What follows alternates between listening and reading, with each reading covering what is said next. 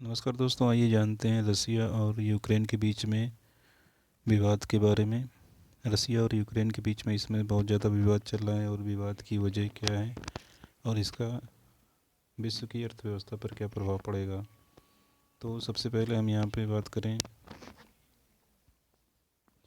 Ukraine के बारे में। जैसा कि यहाँ पे दिखाई पड़ रहा है, यूक्रेन यहाँ पे है जिसकी सीमा, यूक्रेन की सीमा जो है रसिया से टच करती है और ये ईस्टर्न यूरोप का देश है। वहीं अगर हम बात करें तो ये अगर एरिया वाइज बात करें तो रसिया के बाद सबसे ज़्यादा जो ज़मीन है वो यूक्रेन के पास ही है। सबसे ज़्यादा ज़मीन की अगर बात करें रसिया के बाद, वो यूक्रेन के पास में है। वहीं पे अगर हम बात करें कि रसिया और यूक्रेन में सबसे बड़ी विवाद की वजह क्या है, तो रसिया ने यूक्रेन से क्रीमिया को अलग कर दिया है। यूक्रेन से क्रीमिया को अलग कर दिया है और क्रीमिया पर जो है ये अधिकार कर लिया है। किसने? नियंत्रण है रसिया का। और यहाँ पे रसिया के अगर जो राष्ट्र प्रेसिडेंट हैं व्लादिमीर पुतिन है। और वहीं अगर हम बात करें यूक्रेन की, यूक्रेन के जो प्रेसिडेंट हैं व्लादिमीर जेलेनस्की हैं, जिनका नाम है जेलेनस्की, व्लादिमीर जेलेनस्की, और रसिया के हैं व्लादिमीर पुतिन। तो यहाँ पे अगर हम बात करें, दोनों के बीच में विवाद अपनी चरम सीमा पर है और ऐसे कयास लगाए जा रहे हैं कि रसिया के द्वारा कभी भी इस यूक्रेन पर हमला कर दिया जाएगा। विवाद की मुख्य वजह क्या है, इसको जानने की कोशिश करते हैं। यूक्रेन चाहता है कि वो नाटो की सदस्यता ले ले। नाटो जिसका नाम है North Atlantic Treaty Organisation, NATO की सदस्यता लेना चाहता है यूक्रेन। और रसिया नहीं चाहता है कि इस तरीके से वो इसकी सदस्यता ले, क्योंकि अगर यूक्रेन जो है नाटो की सदस्यता ले लेगा और तो यहाँ पे नाटो जो है इसको सभी प्रकार की युद्ध सामग्री उपलब्ध कराएगा और नाटो की सेना जो है रसिया की बाउंड्री पर खड़ी रहेंगी। मतलब हम यहाँ पे यूक्रेन की बाउंड्री पर खड़ी रहेंगी और कभी भी ज़रूरत पड़ने पर रसिया पर हमला कर सकती हैं। तो रसिया इसका विरोध कर रहा है और वो नहीं चाहता है कि यूक्रेन इस तरीके का कोई डिसीजन ले। और दूसरी सबसे बड़ी वजह है कि रसिया के द्वारा एक गैस पाइपलाइन बिछाई गई है, उसका नाम है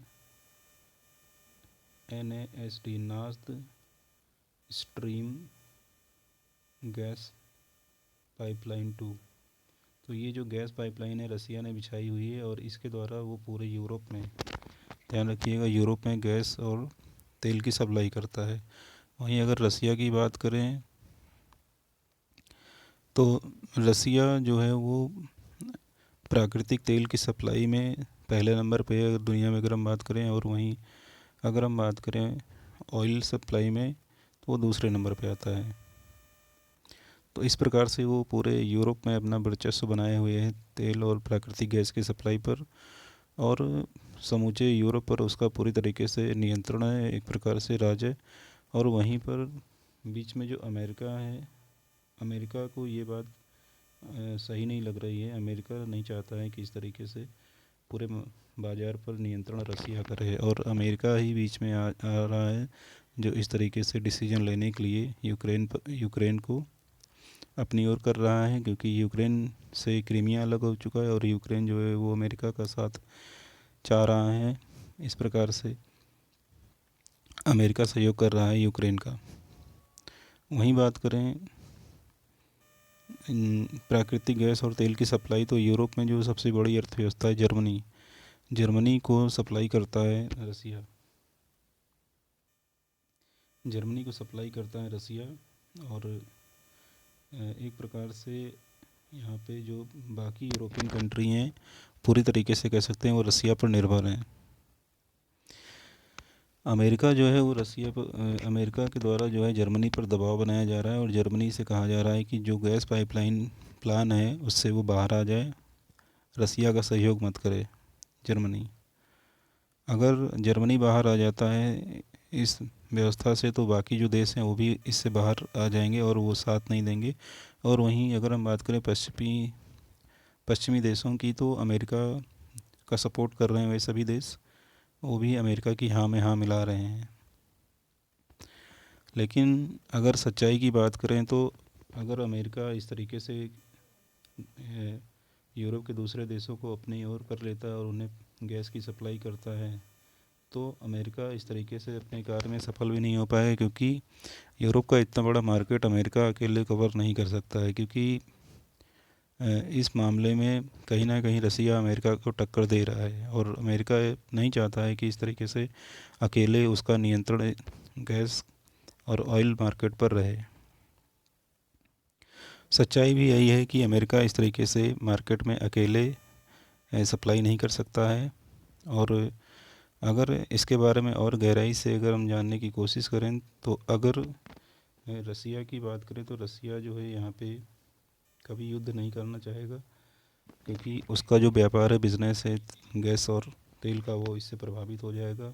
जर्मनी जैसी अर्थव्यवस्था अगर पीछे हट जाएंगी और यूरोप के दूसरे देश अगर पीछे हट जाएंगे रसिया का ऑयल और प्राकृतिक गैस मतलब गैस नहीं खरीदेंगे, तो रसिया को इससे काफ़ी ज़्यादा नुकसान होगा। क्योंकि रसिया जैसे बात करें, रसिया की काफ़ी अर्थव्यवस्था इससे चल रही हो, गेहूँ का उत्पादन बहुत ज़्यादा करता है रसिया, वहीं यूक्रेन भी गेहूँ का उत्पादन करता है। कहीं ना कहीं ये सबसे ज़्यादा इसका एक्सपोर्ट भी करते हैं और काफ़ी पैसा इससे कमाते हैं दोनों। अब रसिया ने भी कहा है कि वो यूक्रेन पर हमला नहीं करना चाहता है, क्योंकि इसका सीधा प्रभाव उसकी अर्थव्यवस्था पर पड़ेगा। जबकि अमेरिका कह रहा है कि कभी भी रसिया हमला कर देगा यूक्रेन पर। वहीं बीच में ब्रिटेन आ जाता है और ब्रिटेन चाहता है कि यूक्रेन की बाउंड्री पर नाटो आर्मी तैयार कर दी जाए, ताकि कभी भी अगर रसिया किसी प्रकार का कदम उठाता तो उस पर हमला किया जा सके। अब विश्व के दूसरे देशों की अगर हम बात करें, अगर इस प्रकार की कंडीशन आती है, यूक्रेन और रसिया में युद्ध छिड़ता है और अमेरिका यूक्रेन की मदद करता है, युद्ध की स्थिति में क्या प्रभाव पड़ेगा? तो यहाँ पे सीधी सी बात है, अगर युद्ध होता है तो गैस और तेल की सप्लाई पर खास प्रभाव पड़ेगा। और अगर गैस और तेल की सप्लाई रुक जाएगी तो खाने पीने की जितनी भी चीज़ें हैं वो महंगी हो जाएंगी। जैसे गेहूँ हो गया, चावल हो गया और बाकी अन्य वस्तुएं तुरंत अपने आप महंगी होती चली जाएंगी, और इसका जो असर पड़ेगा महंगाई पर पड़ेगा, चीज़ें महंगी होती जाएंगी। तो कोई भी अर्थव्यवस्था इससे बचेगी नहीं, चाहे वो भारत हो, क्योंकि भारत का रसिया से भी व्यापार है और अमेरिका से भी व्यापार है। और इस स्थिति में अगर रसिया युद्ध में शामिल होगा तो कहीं ना कहीं यूक्रेन की मदद करने के लिए अमेरिका भी बीच में आएगा। तो इससे कहीं ना कहीं पूरी अर्थव्यवस्था को, विश्व की अर्थव्यवस्था को सबसे ज़्यादा नुकसान उठाना पड़ सकता है। तो इसका असर भारत में भी पड़ेगा। कहीं ना कहीं इसको रोकने के लिए संयुक्त राष्ट्र को कदम उठाना चाहिए, यूएन को इस तरीके से युद्ध नहीं होने देना चाहिए और बीच बचाव करना चाहिए, क्योंकि ऐसी स्थिति में कोविड काल में इसकी बहुत बुरी स्थिति हो सकती है। तो इस प्रकार से ये मेन मुद्दा है रूस और यूक्रेन के बीच में, जो सबसे ज़्यादा चर्चा में बना हुआ है।